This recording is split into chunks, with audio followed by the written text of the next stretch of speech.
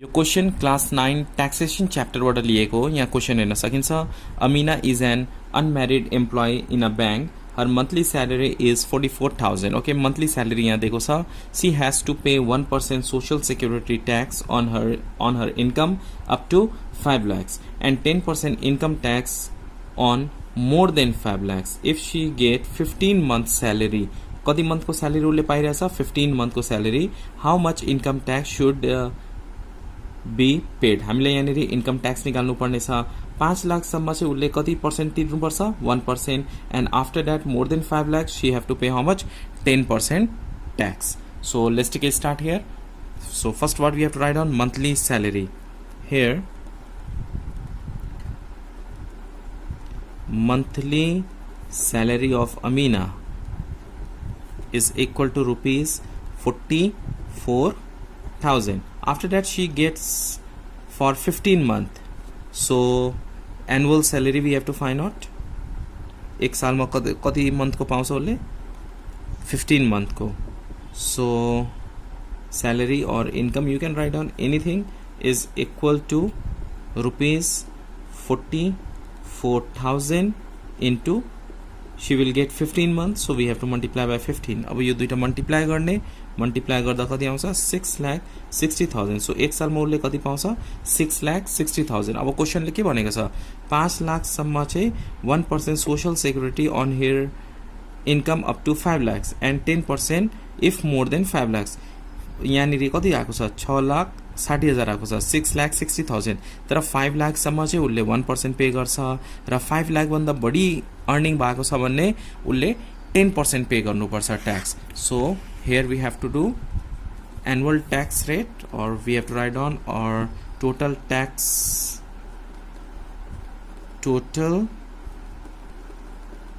annual tax is equal to question अनुसार के छ? 1% of 5 lakhs। 5 lakhs मा कति पर्सेन्ट तिर्नुपर्छ? 1% तिर्नुपर्छ। अब प्लस अब एक्स्ट्रा एमाउन्ट जति छ त्यसमा कति तिर्नु पर्यो? 10% तिर्नुपर्छ। More than 5 lakhs rupees earn गरेको छ भने 10 lakhs तिर्नुपर्छ। अब 6,60,000 मा 5 lakhs को 1% लाग्यो भने कति रिमेनिङ एमाउन्ट हुन्छ? जस्ट यो दुईटा सब्ट्र्याक्ट गरिदिने 1,60,000 हुन्छ। त्यसमा उसले कति तिर्नु पर्यो? 10% तिर्नु पर्यो। So 10% of 1,60,000। यो बुझ्नु होला कहाँबाट आयो 1,60,000। अब उसको अर्निङ कति छ? 6,60,000। तर क्वेसनले के भनेको छ? 5 लाखसम्म चाहिँ 1% तिर्नुपर्छ। 5 लाखसभन्दा बढी अर्निङ गर्यो भने 10% तिर्नुपर्छ। भनेको यो 6,60,000 मा 10% तिर्ने होइन। फर्स्ट 5 लाखसमा उसले 1% तिर्छ र 5 लाखसभन्दा बढी कति रकम छ?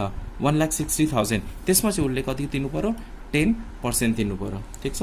1% means 1 divided by 100 into 5 lakhs plus 10% means 10 divided by 100 into 1,60,000। 2020 cancel here, 2020 cancel is equal to यो कति आउँछ? 5,000 आयो यो प्लस यो क्याल्कुलेट गर्दा 16,000 आउँछ।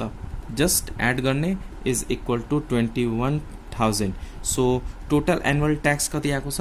21,000। तर क्वेसनमा के छ? Income of ladies employee only from her employee. Okay, so यो जस्ट एम्प्लोइबाट उसले कति तिर्नु पर्यो? 21,000। तर according to question she will get 10% discount on her tax amount. यो चाहिँ फर्मेट दिएको छ बुकमा, त्यो हेर्नु होला। So we have to write here she will get 10% discount on her tax amount। म बुकमा पनि देखाउँछु तपाईलाई। बुकमा पनि यहाँ लेखेको छ income of ladies employee only from her job 10% discount rebate. Discount भनेको रिबेट हुन्छ on his income tax amount. Income tax अमाउन्टमा उसले कति पर्सेन्ट डिस्काउन्ट पाउँछ? 10% डिस्काउन्ट पाउँछ। ओके, यो फर्मेट सबैको बुकमा हुन्छ। सो उसले अब कति तिर्नु पर्यो? 10% उसले ट्याक्स एमाउन्टमा, यो इन्कम ट्याक्स अमाउन्टमा उसले कति पर्सेन्ट डिस्काउन्ट पाउँछ? 10% डिस्काउन्ट पाउँछ। So total amount she have to pay, we have to find out that after getting 10% discount. So we can write here total annual tax annual tax to be paid.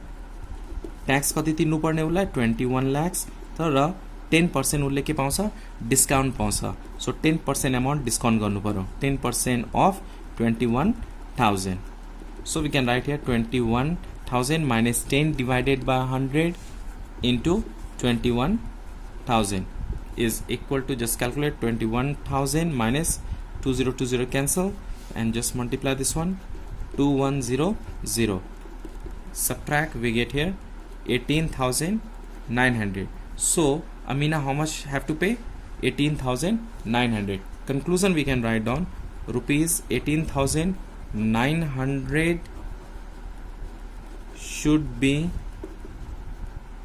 paid by Amina as a income tax. Hope you understand this question taken from class 9 taxation. For more videos please subscribe and hit the bell button.